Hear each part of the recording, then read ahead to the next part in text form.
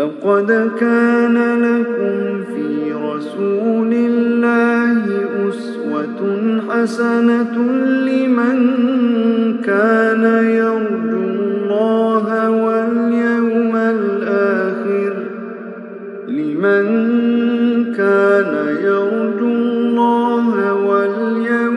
الآخر وذكر الله كثيرا. بسم الله الرحمن الرحيم. الحمد لله والصلاة والسلام على رسول الله وبعد. السلام عليكم ورحمة الله وبركاته. Урматтуу момун мусулман бир туугандар, пайгамбарыбыз Мухаммад саллаллаху алейхи вассаламдын өмүр баяны тууралуу болуп жаткан сира сабагыбызды окууну андан ары улантабыз. Биз өткөн сабакта пайгамбарыбыз саллаллаху алейхи вассаламдын буйругу менен Мекке мушриктери тарабынан көп кыйноолорго, азап кордоолорго дуушар болгон кээ бир мусулмандардын Хабашстан жергесине, Хабашстан өлкөсүнө хижрат кылгандыктары тууралуу айтып өткөнбүз. Мекке мушриктери Хабашстандагы мусулмандарды кайтарып алып келүү аракеттеринен эч бир майнап чыкпагандан кийин, натыйжа чыкпагандан кийин Меккеде калган мусулмандарды азаптаганга, ошол түрдүү кыйноолор менен кыйнаганга өтүштү, ачууланышып. Кала берсе, пайгамбарыбыз саллаллаху алейхи вассаламга дагы зыян берүү үчүн кол сунушту.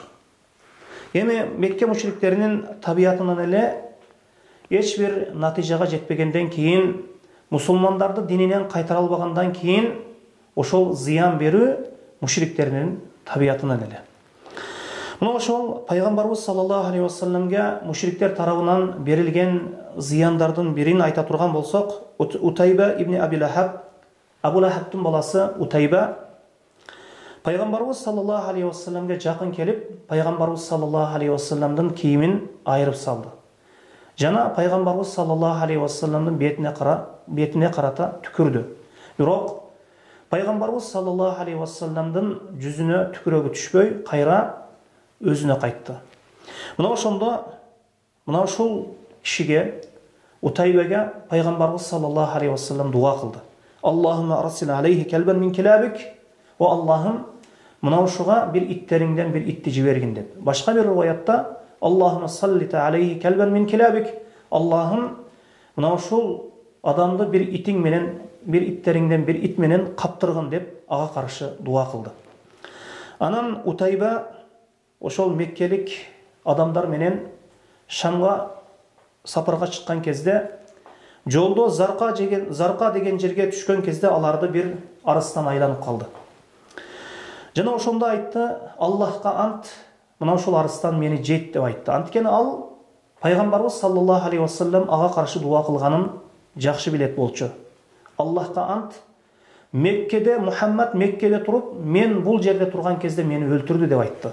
Анан түндөсү аны шериктери ортолоруна алып, айланасына төөлөрдү коюп уктаган кезде, ошол түнү арыстан кол салып, мына ошол адамдардын арасынан анын башын гажып, дайча айтканда өлтүрүп кетти.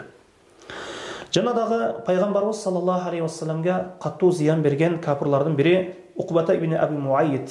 Бул киши пайгамбарыбыз саллаллаху алейхи вассалам сажда кылып турган кезде, ошол пайгамбарыбыз саллаллаху алейхи вассаламдын мойнуна бутун коюп, пайгамбарыбыз саллаллаху алейхи вассаламга зыян берди эле, пайгамбарыбыз саллаллаху алейхи вассаламдын көзү чыгып кете жаздады. Мушриктер канчалык аракет кылбасын, мушриктер канчалык пайгамбарыбыз саллаллаху алейхи вассаламга жана сахабаларга канчалык зыян бербесин, сахабалар өз дининде бекем туруп, пайгамбарыбыз саллаллаху алейхи вассалам эч бир зыян берүүлөргө карабастан дааватын таухидке чакыруусун, ширктен кайтаруусун улантат эле. Мына ушул аракеттерди көргөн Мекке мушриктери акыркы кезде ошол пайгамбарыбыз саллаллаху алейхи вассаламды өлтүрүү планын ойлой башташты, өз ара пикирлей башташты. Мына ошол капырлардын, ошол Мекке Курайш капырларынын ошол башчыларынан бирөөсү Абу Жахил дегени күндөрдөн бир күн Курайш капырларына карап айтты: Чындыгында Мухаммад бизден баш тартты. Карабайсыңарбы? Мухаммад биздин ата бабаларыбыздын динин айыптап жатат. биздин ошол илахтарыбызды сөгүп айыптап жатат. Аларды кемчилдиксиз деп аларды айыптап жатат. Мына ошондуктан, мына ошол себеп Аллахка ант, мен ошол араң көтөргөн, мына ошол эч бир адам көтөрө албаган ташты көтөрүп келип, ал сажда кылып жаткан кезде намазда мен аны башына таштап жанчып, аны өлтүрөмүн деп айтты. Мына ошондо Мухаммадты өлтүргөнүмдөн кийин мени Абдуманнаф уруусуна, ошол Абдуманнаф уулдарына же салып бересиңер, же мени алардан коргоп каласыңар деп айтты. Мына ошондо Курайш капырлары Аллахка ант, сени Абул Хакам ошол Абул Жахилге карап, сени эч качан аларга салып бербейбиз, карматып бербейбиз деп айтышты. Каалаган ишиңди жаса деп мына ушундай кеңешин айтышты Курайш капырлары. Анан эртеси Абу Жахил өзү сыпаттагандай эле ташты алып, пайгамбарыбыз саллаллаху алейхи вассалам намаз окуп турган кезде анын алдына келип, ошол пайгамбарыбыз саллаллаху алейхи вассаламды саждага барар убактысын күтүп туруп, ошол пайгамбарыбыз саллаллаху алейхи вассаламга жакындаган кезде Абу Жахил өңү түсү кубарып, жүзү кубарып корккон абалда артына кайта кетти. Муну көргөн Курайш капырлары: "Я Абул Хакам, бул эмне кылганың? Кечеги сөзүң менен бүгүнкү аракетиң бири-бирине дал келбей калды. Сени артка кайтууңа эмне себеп болду?" деп сурашкан кезде Абу Жахил айтты: "Мен ага ташты алып жакындаган кезинде ошол бир чоң, оозу чоң бир төбө, ошол тиштери бар, оозу өтө чоң бир төбө мени жутуп ала жаздады" деп айтты. "Мына ошондон коркконумдан мени жеп кое жаздады. Мына ошондуктан мен артка кайтып кеттим" деди. Мына ошондо пайгамбарыбыз саллаллаху алейхи вассалам бул тууралуу хадис бар: "Зака Жибраил лаудана лахадаху". Ошол Абу Жахил жакындаганда аны жеп коёду жаздаган төбө, ошол чоң төбөнүн оозу, ошол тиштери бар оозу, ал Жибраил болчу. Эгер ал мага жакындаганда аны ошол жутуп кетет болчу, жеп алат болчу деп айткан экен пайгамбарыбыз саллаллаху алейхи вассалам өз хадисинде. Дагы пайгамбарыбыз саллаллаху алейхи вассаламга каттуу ошол берилген зыяндардын бири, Курайш ошол Хатимде, ошол Кабанын чыгып турган бир бөлүгү ошол жерде чогулуп алып, пайгамбарыбыз саллаллаху алейхи вассалам эгер алардын алдынан өтүп калса, аларга көрүнө калса, пайгамбарыбыз саллаллаху алейхи вассаламды маскаралап, көздөрүн бири-бирине ымалашып, ирмешип, мындайча айтканда көздөрү менен пайгамбарыбыз саллаллаху алейхи вассаламды маскара кылат болчу. Пайгамбарыбыз саллаллаху алейхи вассалам күндөрдөн бир күн алардын алдынан өтүп калды. Алар көздөрүн бири-бирине каратышып, пайгамбарыбыз саллаллаху алейхи вассаламды маскара кылган кезде, пайгамбарыбыз саллаллаху алейхи вассалам Кабаны таваф кылып алардын алдынан өттү. Бул биринчи жолу болду. Кайра экинчи жолу дагы пайгамбарыбыз саллаллаху алейхи вассалам өткөн кезде маскаралашты. Кайра үчүнчү жолу дагы пайгамбарыбыз саллаллаху алейхи вассалам Кабаны таваф кылып, дагы кайткан кезде алар бири-бирине көздөрүн бири-бирине каратышып, ымалашып, ошол пайгамбарыбыз саллаллаху алейхи вассаламды маскара кылышкан кезде, пайгамбарыбыз саллаллаху алейхи вассалам аларга карап айтты: "Аттасмауна я Курайш?" Угуп койгула Курайш. "Аллахка ант, мен силерди союш үчүн келдим" деди. Мындайча айтканда, силер менен согуш үчүн келдим деп айтты. Мына ошондо Курайш капырлары коркконунан, жүрөктөрүнө коркуу киргендиктен улам, коркуп кеткендигинен, мына ушул сөздөн коркуп кеткендигинен улам, алардын башына куш коно турган даражада унчукпай туруп калышты. Анан пайгамбарыбыз саллаллаху алейхи вассалам дагы ошол Мекке мушриктери топтолуп турган кезде, алардын алдынан өтүп калган кезде, бир топ ошол адамдар, ошол бир топ кишилер пайгамбарыбыз саллаллаху алейхи вассаламдын кийиминен тартышып, пайгамбарыбыз саллаллаху алейхи вассаламга жабалакташып, пайгамбарыбыз саллаллаху алейхи вассаламга мындайча айтканда кийиминен тартып, пайгамбарыбыз саллаллаху алейхи вассаламга жабалактап алышты. Мына ошондо алардын бирөөсү ошол Уқбата ибн Аби Муайт деген капыр, Мекке мушриктеринен бир мушрик, пайгамбарыбыз саллаллаху алейхи вассаламдын кийимини ошол мойнуна уруп туруп, пайгамбарыбыз саллаллаху алейхи вассаламды каттуу кысты, каттуу бууду. Мына ошондо пайгамбарыбыз саллаллаху алейхи вассаламга бул абалда эч ким жардам бере албады, Абу Бакырдан башка. Мына ошондо Абу Бакыр кыйкырып келип, ошол пайгамбарыбыз саллаллаху алейхи вассаламдын ининен ошол үстүнөн Укбата ибн Абу Ваидти алып таштап, аны тияка сүрүп жиберип, пайгамбарыбыз саллаллаху алейхи вассаламды бууп турган колунан бошотту. Мына ошондо Абу Бакр айтты: "Вайлакум, силерге кордук болсун, силер Раббим Аллах деген кишини өлтүрөсүңөрбү? Раббим Аллах деген кишиге мына ушундай зыян бересиңерби?" деп айтты.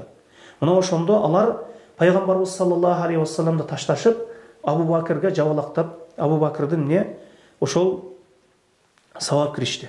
Абу Бакрды ушундай сабашты, Абу Бакр радиаллаху анху өзүнү жоготуп койду. Анан өзүнү жоготуп коюп, эч нерсени билбей калган кезде аны Бану Таим уруусу, өзүнүн уруусу аны ошол өлүп калды экен деген даражада аны үйүнө алып барышты. Ошентип күндүн акыркы бөлүгүндө Абу Бакр радиаллаху анху сөзгө келди, өзүнө келди. Ошондо өзүнө келген кезде эң биринчи эле Абу Бакр радиаллаху анху пайгамбарыбыз саллаллаху алейхи вассаламга эмне болду, ал кайда деп пайгамбарыбыз саллаллаху алейхи вассаламды сурады. Жана Абу Бакрга ошол кезде ошондой оор абалда тамак суу алып келген кезде ал баш тартты. Пайгамбарыбыз саллаллаху алейхи вассаламды көрмөйүнчө мен тамактагы эч бир нерсе ичпеймин, жебеймин деп мына ушундай ант берди. Анан пайгамбарыбыз саллаллаху алейхи вассаламга Абу Бакрды жеткиришип, пайгамбарыбыз саллаллаху алейхи вассалам ошол кезде Дарул Аркамдыкы деле, ошол пайгамбарыбыз саллаллаху алейхи вассаламды эсен аман абалда тапкандан кийин гана Абу Бакрдын тамагынан тамагаш өтө баштады. Чындыгында анан Абу Бакр радиаллаху анху ошол өтө ыймандуу, өтө пайгамбарыбыз саллаллаху алейхи вассаламга ошол бул диндин даваттын жолунда малы менен, жаны менен чыныгы күрөшкөн киши эле. Бул Абу Бакр радиаллаху анху дагы бул сахабадагы күндөрдүн биринде Мекке мушриктеринен көргөн кордугунан улам, ошол түрдүү кыйынчылыктардан улам ошол Хабашстан тарапка хижрат кылуу үчүн ошол үйүнөн чыкты. Үйүнөн чыгып, анан Биркул Ламат деген жерге жеткен кезде Малик ибн Дагина деген бир киши жолугуп калды. Анан Ахабиш уруусунун башчысы болгон мына ушул киши мына ушул Абу Бакрдын максаты кайда кетип жаткандыгы тууралуу сураган кезде Абу Бакр радиаллаху анху айтты: "Мен мына ушундай динимде ошол ачык абалда, эркин абалда ибадат кылуу үчүн хижрат кылууну, Меккеден кетүүнү чечтим" деп айткан кезде ошол киши айтты: "Сендей жакшы инсан Меккени таштап кете турган болсо, чындыгында о Абу Бакр, сен кедейлерге жардам бересиң, ошол тууган урук менен мамилени чыңдайсың, бирөөнүн оор кыйынчылык машакатын көтөрөсүң, конокту сыйлайсың, ошол акыйкат тарапты дайыма жанын аласың. Мына ушундай сендей жакшы инсан Меккеден чыгып кетүүсү бул адилеттүүлүк эмес, бул жакшылык эмес, бул адамжигерчиликке туура келбейт" деп Абу Бакр, "Мен сени өз кепилдигиме алайын, өз коргоомо алайын, сен Меккеге кайткын, өз ишиңди жасагын, сендей адам Меккеге керек" деп ошо Малик ибн Аби Дагина деген киши, Меккеге Абу Бакрды кайтарып келди. Мына ошондо ал Курайш капырларына айтты: "Мен Абу Бакрды өзүмдүн коргоомо алдым, буга эч ким тийбесин" деп айтышты эле. Мекке мушриктери айтты: "Мейли, Абу Бакр өзүнүн үйүндө Раббисине ибадат кыла берсин, бирок ошол динини ачык кылбасын, ибадаттарын ачык бизге көрсөтпөсүн. Бизди ошол балдарыбызды фитналап коет. Биз ошол балдарыбыз, аялдарыбыз анын дааватынан, анын ибадатынан, ошол окуп жаткан ошол Куран тилаватынан фитналанып калуусунан биз коркобуз" деп айтышты. Мына ошого келишти. Мына ошого келишкенден кийин Абу Бакр радиаллаху анху бир нече убакыт үйүндө, мына ушундай жашыруун түрдө үйүнөн чыкпаган абалда ибадат кыла баштады. Анан кийин үйүнө мечит куруп, ошол мечиттин коргонунда ошол намазыны окуй баштады, ачык окуй баштады жана кыраат кыла баштады. Мына ошондо Мекке мушриктеринин ошол аялдары, балдары Абу Бакрдын ошол ибадатынан таасирлене башташты. Абу Бакр радиаллаху анху көп ыйлаган, ошол Куран окуган кезде жашын токтото албаган киши эле. Жана муну көргөн Мекке мушриктеринин аялдары жана балдары буга таң калышчу, жана ага карашчу. Анан мына ушунун натыйжасында Абу Бакр радиаллаху анху ибадаттары менен, жакшы кулк мүнөзү менен ошол Мекке мушриктеринин аялдарына жана балдарына ошол таасир көрсөтчү. Мына ушундай кыйын абалда, мына ушундай Мекке мушриктери тарабынан ошол мусулмандарга ислам дааватына каршы ушунчалык кыйынчылык бир абал болуп турган кезде ошол эки адам ислам динини кабыл кылды, исламга кирүүгө эмне мына ислам ошол исламдын ачык болуусу үчүн ошол ислам ачык болгонуна эки адам, эки киши себепчи болду. Булар ошол Умар ибн Хаттаб радияллаху анху менен Хамза ибн Абдул Мутталиб радияллаху анху болчу. Хамза бул пайгамбарыбыз саллаллаху алейхи вассаламдын амекиси болчу. Эми мына ошол эки сахабанын исламы тууралуу, исламга кандай киргендиктери тууралуу айта турган болсок, мына ошол эки сахаба себеп, мына ошол эки киши себеп Умар ибн Хаттаб радияллаху анху, Абу Бакр радияллаху анхудан кийинки халифа Хамза радияллаху анху, пайгамбарыбыз саллаллаху алейхи вассаламдын амекиси. Мына ошол эки киши себеп ислам ачыкка чыкты Меккеде. Мусулмандар ачык намаз окуй башташты, ачык Кабаны ачык түрдө, эркин түрдө таaf кыла башташты. Эми Хамза радияллаху анхунун исламы тууралуу айта турган болсок, Абу Бакр Хамза радияллаху анху исламы тууралуу айта турган болсок, күндөрдөн бир күн пайгамбарыбыз саллаллаху алейхи вассалам Сафа тоосунда турган кезде Абу Жахил пайгамбарыбыз саллаллаху алейхи вассаламды каттуу сөктү. Жана пайгамбарыбыз саллаллаху алейхи вассаламга зыян берүү максатта ошол жерден бир ташты алып туруп пайгамбарыбыз саллаллаху алейхи вассаламдын башына урду эле. Пайгамбарыбыз саллаллаху алейхи вассаламдын башы жарылып, башынан кан акты. Кийин ошол Курайштин Кабанын алдында топтолуп турган Курайшке барып, Абу Жахил мына ушундай зыяндарын айтты. Кийин ошол Абдулла ибн Жудандын бир чорусу ошол Абу Жахилдин пайгамбарыбыз саллаллаху алейхи вассаламга зыян бергенин көрүп турган эле. Ошол таш менен уруп, башын жарганын көрүп турган эле. Анан Хамза радияллаху анху аңчы болчу. Ошол аңчылыктан кайткан убакытта ошол жаасын алып, мына ошол Абу Жахилдин кылган ишин пайгамбарыбыз саллаллаху алейхи вассаламга берген зыянын ага айтып берди.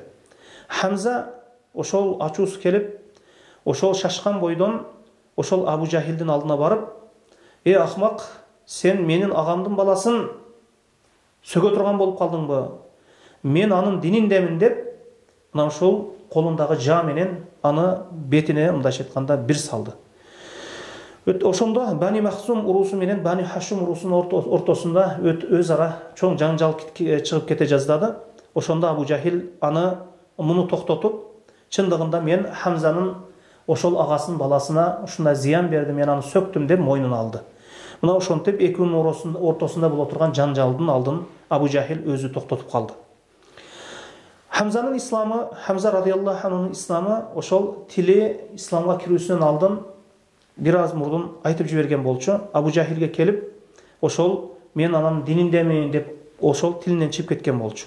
Кийин пайгамбарыбыз саллаллаху алейхи вассаламга жолуккандан кийин Аллах Таала бул кишинин дагы ошол көкүрөгүн исламга ачып, жүрөгүн исламга ачып, мына ошол киши менен исламды азиз кылды, күч кудуреттүү кылды. Ошондуктан пайгамбарыбыз саллаллаху алейхи вассалам кала берсе бул кишине мына ушундай лакап берилди. Ошол Асадуллах, Аллахтын арыстаны деген мына ушундай лакапка ээ болду.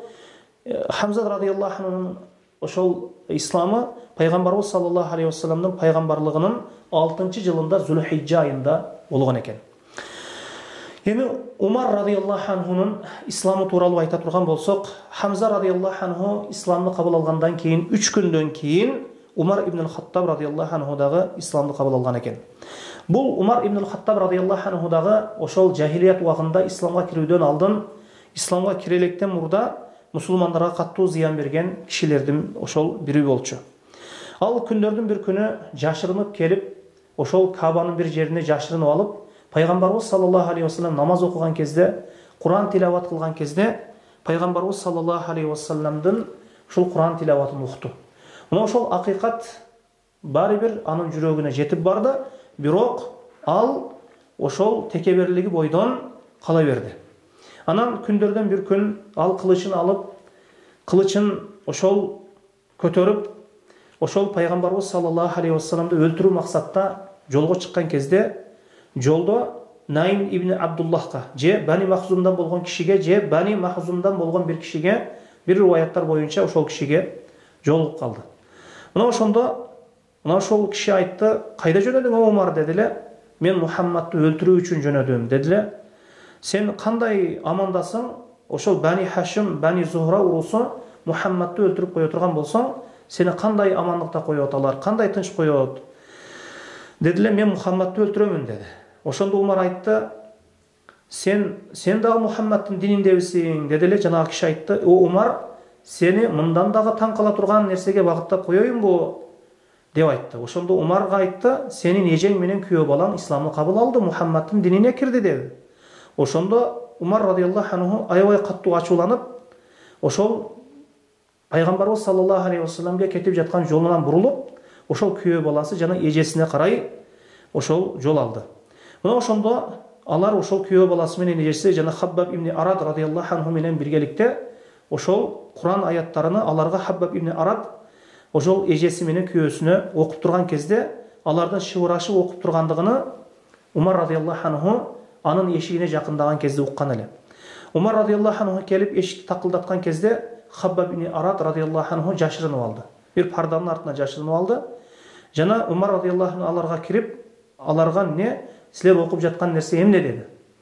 Мына ошондо алар: "Умар, бул сен окуй турган, сен көрө турган нерсе эмес" дегенде ал ачууланып, ошол күйөөсүнө, ошол эжесинин күйөөсүнө каттуу мойнунан мындайча айтканда сыгып бууп, ошол алган кезде анын эжеси Умар радиаллаху анхуну ажыратуу үчүн, аны ошол ажыратуу үчүн аракет кылган кезде өзүнүн эжесинин бетине мындайча айтканда уруп, бетине мындайча айтканда бетине жарып салдым, бетин жарып салдым мындайча айтканда бетине мындайчындай урду, ошондо бетинен кан акты. Мына ошондо: "О Умар" дешти. "Сенин диниңден ошол акыйкат сенин диниңден башка жолдо болсо, эмне кылайлы? Акыйкат мына бул Мухаммад алып келген жолдо болсо, эмне кылайлы?" дегенде Умар радиаллаху анху Аллахка "Ашхаду ан ла илаха иллаллах, ашхаду анна Мухаммадан расулуллах" деп мына ушул калиманы айтып жиберди. Мына ушул кылган ишинен өкүнгөн Умар радиаллаху анху мага дагы жанагы окуган китебиңерде, окуган ошол кагазыңарда ошол эмне жазылгандыгын мага да бергиле деди. Ошондо эжеси айтты: "Умар, сен нажасатсың азыр. Сен таза эмессиң, муну тазалар гана кармайт. Бул Аллахтын сөзү, барып гусул алып кел, балып жуунуп кел, андан кийин кармайсың" деп айтты. Кийин Умар радиаллаху анху барып гусул алып келди. Андан кийин бисмиллахир рахманир рахим Таха деп Таха сүрөсүнүн ошол башка аяттарын окуй баштады. "Иннани аналлах ла илаха илля ана фa'будуни ва акимус салата ли зикри". Мына ошол аятты окугандан кийин Умар радиаллаху анхунун ошол таухид калимасы айтылган мына ошол аяттар окулгандан кийин Умар радиаллаху анхунун жүрөгүнө акыйкат жетип, ошол "Ашхаду ан ла илаха иллаллах, анна Мухаммадан расулуллах", Аллахтан башка сыйынууга татыктуу зат жок, Мухаммад саллаллаху алейхи вассалам Аллахтын элчиси деп исламга кирди. Анан Хаббаб ибн Арад радиаллаху анху Умар радиаллаху анхуга сүйүнчүлөдү: "О Умар, сүйүнчү сага пайгамбарыбыз саллаллаху алейхи вассалам 4-күнү түнүндө дуа кылган эле. Ошол Аллахум аиззал ислам би ахаббир ражулайн илейк". О Аллахым, мына ушул ислам динини сага сүйүктүү болгон эки киши менен азиз кылган, Умар ибн Хаттаб менен же Абу Жахил менен деп айтты эле. Абу Жахил менен мына ушул эки киши менен исламды азиз кылган деп дуа кылган эле. Мына ошол сен экенсиң Умар деп Умар радиаллаху анхуга пайгамбарыбыз саллаллаху алейхи вассаламдын кылган дуасын сүйүнчүлөдү. Мына ошондо Хаббаб пайгамбарыбыз саллаллаху алейхи вассалам Сафа тоосундагы Дарул Аркамда экендигин пайгамбарыбыз саллаллаху алейхи вассаламга айтты. Анан Умар чыгып ошол барып Дарул Аркамдын үйүнө барып, Дарул Аркамга барып ошол эшикти такылдатты. Мына ошондо эшиктен мындай карашкан кезде Умар радиаллаху анху кылычын жылаңдатып ошол көтөрүп келген эле. Ошондо пайгамбарыбыз саллаллаху алейхи вассаламга кабар беришти. Ошондо Хамза радиаллаху анху айтты: "Умар, эгер эшикти ача бергиле" деди. Эгер Умар жакшылык менен келген болсо жакшылык, жамандык менен келген болсо жамандык өзүнө жараша болот деп. Анан эшик ачылган кезде пайгамбарыбыз саллаллаху алейхи вассаламга ошол убакытта вахий түшүп турган эле. Анан пайгамбарыбыз саллаллаху алейхи вассалам ошол сахабалар коргоого алган кезде сахабаларды пайгамбарыбыз саллаллаху алейхи вассалам жөн коюусун Умар радиаллаху анхуга ошол келип өзү Умар радиаллаху анхунун бир силкип койду. Бир силкип, анан Умар радиаллаху анху карата айтты: "О Умар, Аллах сен тууралууда, Валид ибн Мугайра тууралууда азапты түшүрмөйүнчө кайтпайсыңбы? Исламга келбейсиңби?" деп айткандан кийин ошол Аллахым мына ушул Умар ибн Хаттаб менен исламды азиз кылган деп айтты эле. Ушундай дуа кылды эле. Умар ибн Хаттаб пайгамбарыбыз саллаллаху алейхи вассаламдын алдында ашхаду ан ла илаха иллаллах ва аннака расулуллах деп: "О Аллахым, сен Аллахтан башка сыйынууга татыктуу зат жок. Чындыгында о Мухаммад саллаллаху алейхи вассалам сен Аллахтын элчисисиң" деп мына ушундай Дарул Аркамдын үйүндө ошол исламга келген кезде, шахадат келмесин айткан кезде, ана ошол жерде такбир айтылган кезде сахабалар тарабынан ошол такбирдин үнүнө, ошол исламга Умар радиаллаху анхунун киргенин, ошол жердеги такбирдин үнүнө ошол кала берсе Кабанын айланасындагы ошол мечиттерге чейин угулду дейилинет.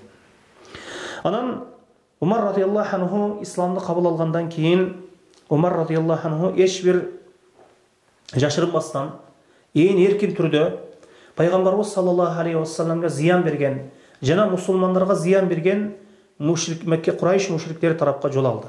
Мына ошол Абу Жахилдин үйүнө келип, анын эшигин такылдатып, Абу Жахил айтты: "Эмне үчүн келдиң о Умар?" дегенде деп айтты: "Мен сага кабар бергени келдим, мен Аллахка иман келтирдим, Мухаммадка иман келтирдим" деди эле. Абу Жахил эшигин каттуу жаап: "Өзүң да Мухаммадка келген нерсе дагы, өзүң дагы жана Мухаммадка келген нерсе дагы куруп кетсең" деп эшигин жаап алды. Андан кийин Умар радиаллаху анху андан кетип, өзүнүн таекеси болгон Аас ибн Хишамга келип, ага дагы исламга киргендигин ачык айтты. Андан кийин ошол Жамил ибн Маъмар ал-Жумахиге дагы келип, бул киши ошол Курайштин сөзүнө тияк бияка ташый турган, ошол азыркы сөз менен айта турган болсок пресс катчысы болчу. Мына ошол кишиге дагы келип айтты. Мына ошондо ал киши, мына ошол Жамил ибн Маъмар ал-Жумахи деген киши ошол бийик үн менен: "Умар саба болуптур, ошол ата бабасынын дининен кайтыптыр" деп мына ушундай кыйкырган кезде Умар: "Жалган айтпа, мен исламды кабыл алдым" деп айтты ага карата. Мына ошондо муну уккан адамдар, Курайш капырлары Умар радиаллаху анху менен ошол согуша киришти. Мындайча айтканда мушташа кетишип, ошол күн тик бойго келгенге чейин мушташышты.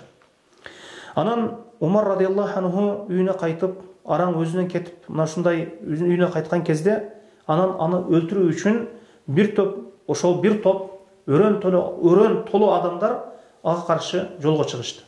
Ошондо Аас ибн Вайл ас-Сахми деген киши алардын алдынан тосуп чыгып, бул Бани Сахм урусунун башчысы болчу. Ошол Бани Ади урусу менен мындайча айтканда союзник болчу. Анан ошол Умар радиаллаху анхуга келип, ал киши сурайт: "Сага эмне болду Умар?" дегенде: "Мени исламды кабыл алганым үчүн булар өлтүргөнү келе жатышат" деп айтышты эле. "Буга жол жок. Биз сени менен союздаш болобуз" деп ошол өрөн толо Умар радиаллаху анхуга каршы келе жаткан адамдарды чыгып кайтарып, "Кайда кетип жатасыңар?" дегенде Умар ибн Хаттаб, ошол Умар бул Хаттаб, мына Хаттабтын баласы исламды кабыл алыптыр, саба болуптур, Мухаммад ошол ата бабасынын дининен кайтыптыр, биз аны өлтүрүү үчүн келе жатабыз дегенде: "Жок, буга жол жок, кайткыла артыңардан, кайткыла" деп Аас ибн Вайл ас-Сахми деген киши аларды артына кайтарып жиберген экен. Эми ошол исламдын азиз болуусу, мусулмандардын азиз болуусу Умар ибн Хаттаб радиаллаху анху себебинен болгон. Эми буга чейин Умар ибн Хаттаб радиаллаху анху жана Хамза радиаллаху анху исламды кабыл алганга чейин мусулмандар жашырын түрдө ибадат кылышат эле. Жашырын түрдө намаз окушат эле. Ошондо Умар радиаллаху анху пайгамбарыбыз саллаллаху алейхи вассаламга айтты: "Я Расулулла, бул сиз алып келген дин акыйкат болсо, эмне үчүн жашырынабыз? Эмне үчүн жашырынып ибадат кылабыз? Мына ушул сизге келген нерсе акыйкат болсо, анда чыгайлы" дешип, эки сап болушуп, бир тарабында Хамза радиаллаху анху, бир тарабында ошол эки сапка болуп, ошол бир тарабында Хамза радиаллаху анху, экинчи бир тарабында Умар радиаллаху анху, ошол темирдей тегирмендин үнүндөй болуп, ошол үндөр менен тегирменден чыккан жанагы үн чыккан сыяктуу ошол такбирлерди айтышып, ошол Мәсҗидул Харамга бир мусулмандардын бир тарап сабында Умар радиаллаху анху, бир тарап сабында, бир тарабында Хамза радиаллаху анху болуп Кабадагы харамга, ошол Кабатуллага кирип келишти. Мына ошондо Курайш урусуна аябай каттуу тийди бул нерсе. Аябай каттуу тийди. Мына ушулдан тартып Умарул Фарук деп Умар радиаллаху анху аталып калган экен. Ибн Масуд радиаллаху анху айтат: Умар исламды кабыл алганга чейин биз намазды Кабада ачыктан ачык окуй албайт элек. Умар радиаллаху анху ошол Умар исламды кабыл алгандан кийин Меккеде ошол намазды Кабада ачык окуп калдык дейт. Жана Сухайб радиаллаху анху айтат: ислам качан азиз болду, качан ислам ачыкка чыкты? Умар радиаллаху анху ошол исламды кабыл алгандан кийин дават ачыкчасына улана баштады. Жана биз ошол тегерек болуп Кабанын айланасында отура турган болдук. Жана Кабаны эң эркин абалда таваф кыла турган болдук.